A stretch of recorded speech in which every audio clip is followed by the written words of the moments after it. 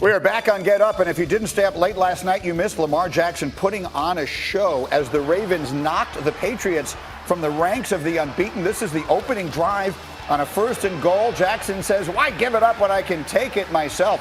And he genuinely walks in.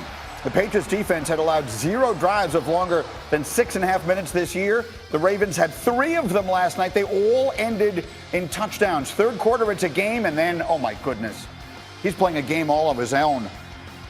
Lamar Jackson would eventually score here. They go up 30-20.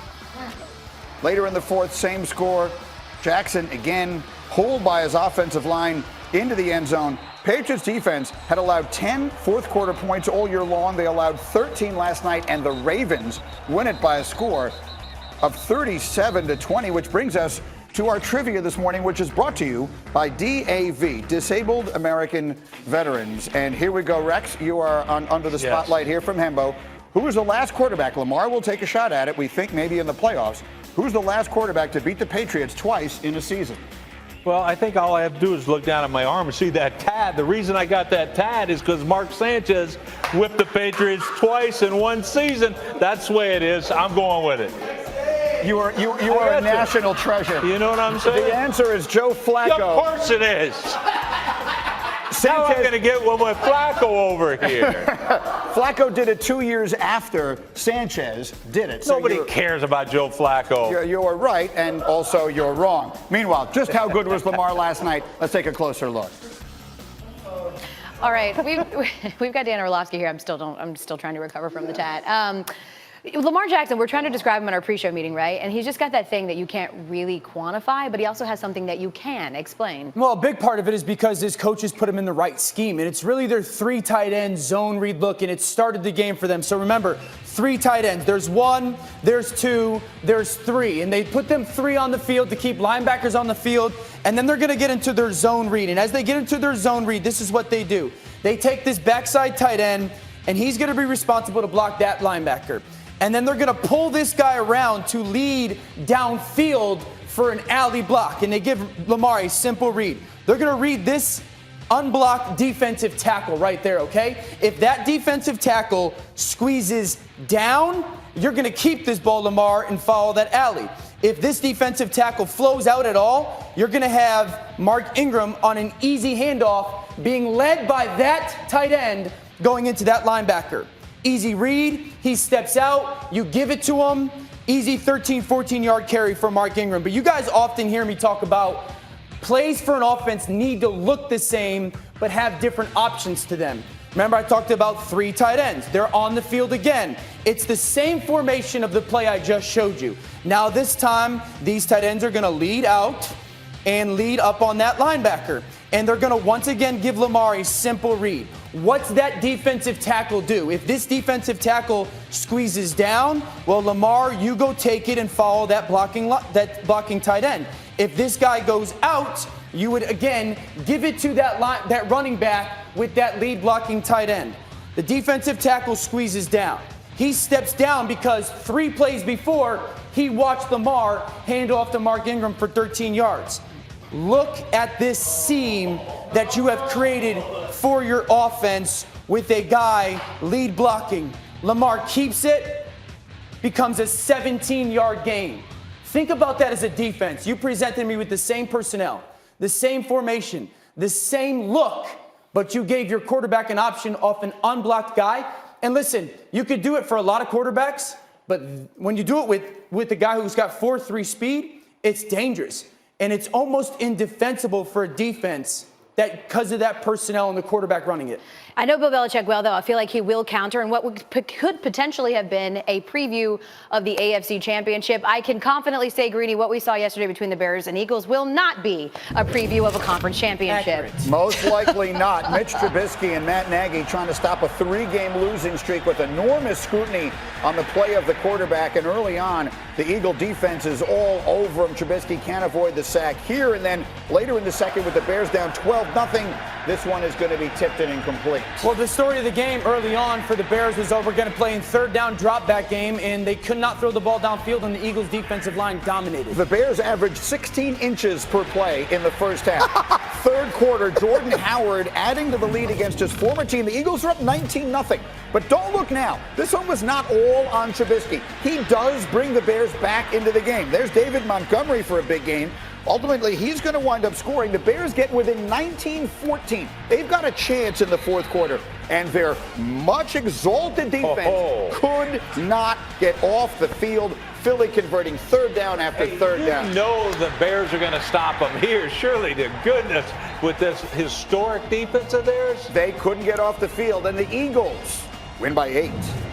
So when you hurt yourself and you don't create positive plays, you put yourself in a tough position. And good defenses like that are going to tee off with the rush, challenge you with man coverage, which they did, and we just didn't make enough plays. It's frustrating for all of us. It's not what we wanted or where we know we should be, and so that's where it's at. But we gotta do everything we can to stick together.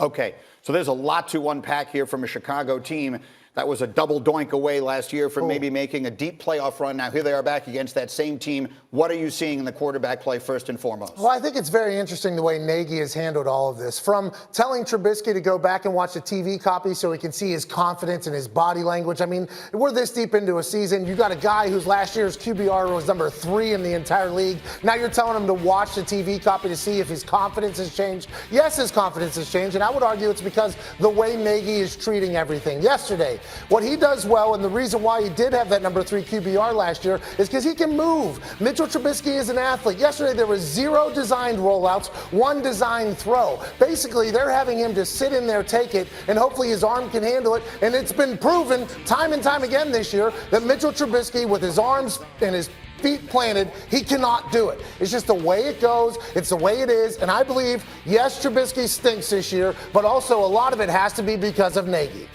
Matt Nagy's got a decision to make. Matt Nagy has to choose between saving his quarterback and potentially losing the locker room, or losing his quarterback to save the locker room. Because you can no longer continue to trot Mitchell Trubisky out there and call the offense that you're calling and expect the rest of the football team to buy into it. The first time you moved the pocket was 3 minutes to go in the second quarter. It's unfair to your football team to say, I'm putting him out there. This is the best chance for us to win, and the plays we're calling put us in the best position for success. Matt Nagy has a decision to make, and it needs to be made now. So I don't disagree with anything either of you just said. I will, however, point out that the Bears and their much maligned quarterback got them within 1 score in that fourth quarter yesterday. And this defense that at the beginning of the year we were comparing to the 2000 Ravens and the 85 Bears gave up an 8-minute drive. They could not get their offense back on the field. Greeny, first off, I never once compared this,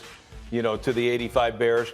That was out there. Their players were saying and all that. First off, you don't have Buddy Ryan on the sideline. Make no mistake. Hell, you don't have Rex Ryan on the sideline. And that's the truth. Just look at the stats.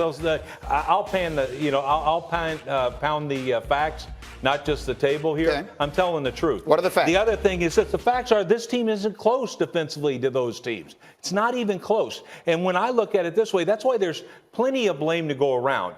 Number one, there's plenty of blame on the coach. There should be. All right, it's the easiest offense to defend. I look at it, the formation. I'm like, oh, okay, here comes the basic route. Oh, they're tightening down. Oh, they're going to run the basic route. If I can see it on the TV copy, trust me, every defense coordinator can see it out there. The other thing, so yeah, are you going to blame the quarterback? Yeah. You also should blame the defense. So there better not be any of this stuff, which I'm sure there's going to be, but there doesn't need to be. If you're really that good at defense, you win regardless. Yeah, I mean, there's got to be some credit given to the Eagles in that moment, though, as well. I mean, of course. So that's the second straight week that they have gone in a fourth quarter, 8+ minute drive led by the quarterback to convert a bunch of third downs. I mean, that's the second straight week he's done it with third down, big time throws, some design, but getting the ball out to the right people in the right time. So I understand the talk about the Bears defense because they had gotten off the field a little bit. But this was another game in back-to-back weeks where Carson Wentz took a game over late and overcame some stuff to get a huge win at home for the Eagles. I look at it as the Eagles' offense and Wentz more than the Bears' defense. And if you're a football guy, 16 plays, 8+ minute, 4 third down conversions. I mean, that's just a beautiful piece of 4-minute offense there by the Eagles. Yeah. And that's going to be tough to stop, especially if they can do that against the Bears defense. That was once the 85 Bears. Oh, yeah, of course they were. This is a team that's supposed to win with their defense. You don't allow that to happen. And then there's this. To say the Jets hit a new low yesterday would be an insult to old lows everywhere. We'll talk about it next. It's Get Up on ESPN. Get that guy off the screen.